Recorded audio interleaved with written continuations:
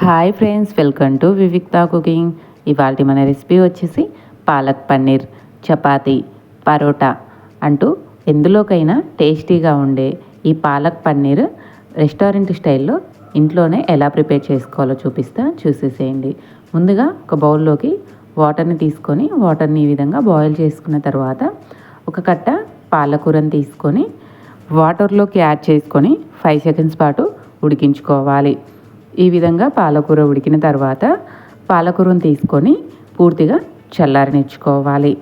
ఇప్పుడు స్టవ్ పై కడాయి పెట్టి 1 tea spoon ఆయిల్ని యాడ్ చేసుకొని 1 నుంచి 2 యాలకులు, 4 లవంగాలు, 1 టీ స్పూన్ జీలకర్ర, 7 నుంచి 8 పచ్చిమిర్చిని యాడ్ చేసుకొని ఫ్రై చేసుకోవాలి. మీ కారానికి తగ్గట్టుగా యాడ్ చేసుకోండి. పచ్చిమిర్చి కాస్త ఫ్రై అయిన తర్వాత ముక్కలుగా కట్ చేసుకున్న ఒక పెద్ద ఆనియన్ని యాడ్ చేసుకొని 5 నుంచి 6 జీడిపప్పులను యాడ్ చేసుకొని ఫ్రై చేసుకోవాలి. ఆనియన్ కాస్త దూరగా ఫ్రై అయిన తర్వాత చిన్న చిన్న ముక్కలుగా కట్ చేసుకున్న ఒక పెద్ద టొమాటోని యాడ్ చేసుకొని మొత్తం బాగా కలిసే విధంగా కలుపుకొని మూత పెట్టుకొని టొమాటో ముక్కలు మెత్తపడేంత వరకు మగ్గించుకోవాలి. ఒక 2 నిమిషాల తర్వాత మూత తీసి చూస్తే చూడండి, టమాటోలు ఎంత చక్కగా మగ్గిపోయాయో. ఈ విధంగా మగ్గిన తర్వాత స్టవ్ వేసుకొని పూర్తిగా చల్లారనిచ్చుకోవాలి. ఇప్పుడు ఒక మిక్సీ జార్ తీసుకొని ముందుగా మనం ఉడికించి పెట్టుకున్న పాలకూరని యాడ్ చేసుకొని టొమాటో ముక్కలను కూడా యాడ్ చేసుకొని వీలైనంత మెత్తగా మిక్సీ పట్టుకొని తీసుకోవాలి. చూడండి, ఈ విధంగా మిక్సీ పట్టుకొని పక్కన ఉంచుకోవాలి.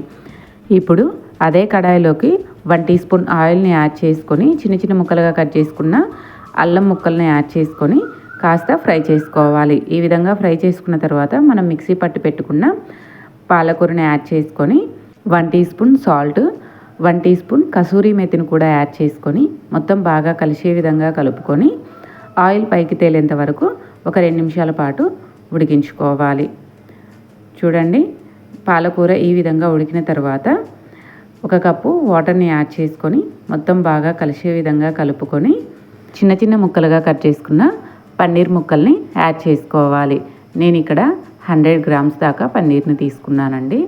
మొత్తం బాగా కలిసే విధంగా కలుపుకొని మూత పెట్టుకొని ఒక 2 నిమిషాల పాటు ఉడికించుకోవాలి. 2 నిమిషాల తర్వాత చూపిస్తున్నానండి. చూడండి ఎంత చక్కగా ఉడికిందో.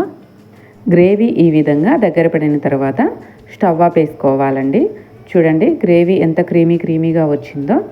ఈ పాలక్ పన్నీర్ చపాతీ, పరోటా, పుల్కా అంటూ ఎందులోకైనా టేస్టీగా ఉంటుందండి. తప్పకుండా ట్రై చేయండి. ట్రై చేసి ఎలా కుదిరిందో కామెంట్ సెక్షన్లో కామెంట్ చేయండి. ఈ వీడియో కనుక మీకు నచ్చినట్లయితే ప్లీజ్ లైక్ చేసి మీ ఫ్రెండ్స్ అండ్ ఫ్యామిలీకి షేర్ చేయడం మర్చిపోమాకండి. ఇలాంటి మరిన్ని వీడియోస్ కోసం మన ఛానల్ని సబ్స్క్రైబ్ చేసుకోండి.